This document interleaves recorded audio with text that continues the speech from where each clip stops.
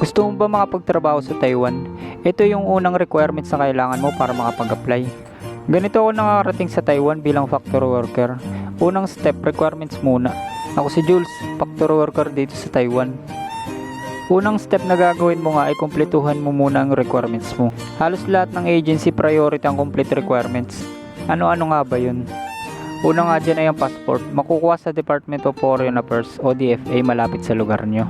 Pangalawa ay UMID. Kung wala naman ay pwede naman yung national ID. Pangatlo nga sa listahan ay voters ID. Kung wala, pwede yung voter certification. Pang-apat ay PSA o birth certificate.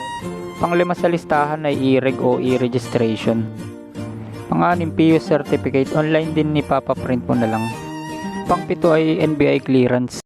Pang-walo, pag-ibig ID. Pang-siyam, TIN ID. Pang-sampo, vaccination certificate o yellow card.